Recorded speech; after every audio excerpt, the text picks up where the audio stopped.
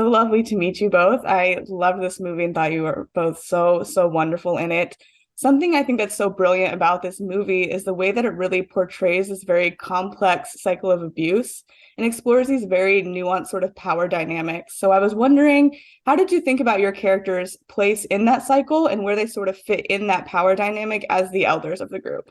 Well, I think as the elders, we were both Greta and Agatha were, I think, may I say, slightly more concerned about our children and our grandchildren who experienced the abuse.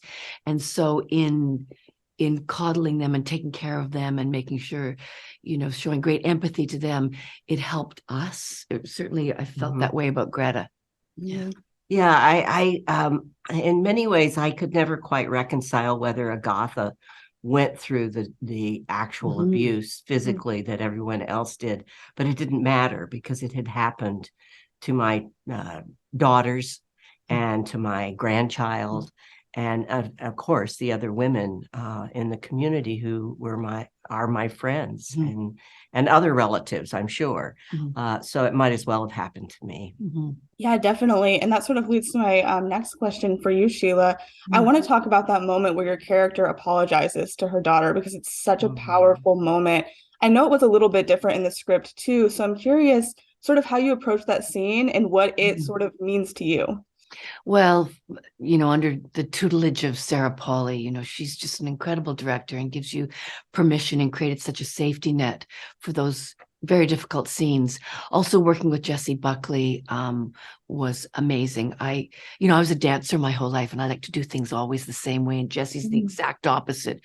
So not that we were improvising, but we that scene was very fluid and it changed. And I not to make too light of it, I'm a Canadian and we apologize a lot. So I guess saying sorry more than once was just part in my DNA. But it was just one of those moments that I don't like. I can hardly touch on because I don't quite remember where we were all at during that. It was just one of those magical moments of indefinable filmmaking, I guess. Yeah, definitely. As someone from the Midwest, I understand the apology thing. So definitely relate to you there. Once isn't enough. It's not. No, you have to keep going. Yeah. Judith, I know that you mentioned that this role sort of reminded you of your grandmother and it felt like doing an homage to her. Can you talk a little bit about that and how you prepared and how it did kind of feel like stepping into her shoes in a way? Well, my grandmother was very religious, and I say in a very happy way. And she had so many of the qualities that seemed to be Agatha's when I first read the script and read the book then after that, of not judging people, wanting to listen to people, wanting to hear how they felt. She had a great laugh and she enjoyed jokes and funny stories. And that was in the script, that as far as I was concerned, that Agatha was going to have fun with as much as she possibly could and try to inspire others. So that to me is what really keyed me in on Grandma. I love that. Sheila, did you have any influences that you took to play your character as well? Not pieces of people, I suppose. I really enjoyed Greta's quiet humor. And it's something that Sarah and I talked a lot about initially, and we just trying to find the little pieces of sort of wryness to diffuse the tense situations, in an argument kind of situation where Greta could say, I want to talk about Ruth and Cheryl, my horses again, just to dispel what was going on. So I really loved that. I thought that was kind of necessary, that it couldn't all be, sad. Yeah, I think the comedy makes, the darker stuff even more impactful in a way. So the younger members have spoken a lot about what they sort of learned from the veterans on the set. I'm curious if there's anything you feel like you took from watching them. Where do we begin? I mean, there's nothing in their way. They just were so open, and we were not at all. I mean, it's harder for us now, I think, in a weird way. Well, we grew up at a time where this abuse of power and how you behave as men and women together was different. Yeah. And their, as it says at the end of the movie, their world is different.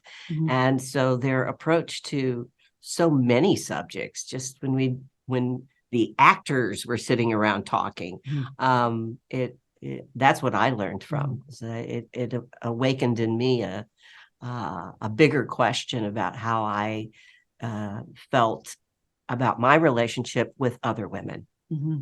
Yeah, definitely. And all the characters, I think, have such depth and really get their moments to shine. If you could play a different character in the film, who would you want to sort of dig into and explore? What a good question. Thank you. Wow. Well, if I were to play who I really am, I'd be Salome. I Be Claire's. yeah, I would jump right in with all those axes and spray cans and everything. That would be my gut reaction to the situation. Oh, so cool. I think I would jump to Ben Wishaw's character, August. Interesting. Maybe it's similar to Greta's, but I loved his part. Yeah. Yeah, he adds such an interesting sort of layer to it all. And he fits in so interestingly with this sort of community of all of the women. I'm curious how you sort of found and fostered that dynamic between you all, because it is so powerful and feels so authentic between everyone. Well, we had the luxury of rehearsing for 2 weeks, which, you don't usually get in filmmaking. Also, offset, we were all in one big communal room, like the hayloft, with our COVID partitions. So we were all together a lot. And the poor, crew, getting the women to stop talking so that we could make a movie called Women Talking was quite a challenge. So there was a lot of joy on set that helped us get through it all. COVID was actually a help to us in many ways, because there were so many, rules and regulations in order to keep everybody healthy. And it lent itself to keeping us as a group. So we would finish a scene upstairs in the hayloft and come back down to this conference room where they had put us with our tables and our chairs and our sleeping mats and everything, and just start right in talking about our lives as Judy and Sheila. Yeah. We found out one day probably we've worked with 150 people in common. Yeah. Just saying, do you know so-and-so? Yeah. Oh, yeah, I know that. Yeah. War stories, the best. That's incredible. Well, thank you both so much. It was Thank you. amazing getting a chance to talk to you, and I can't wait for everyone to see the movie. Thank you.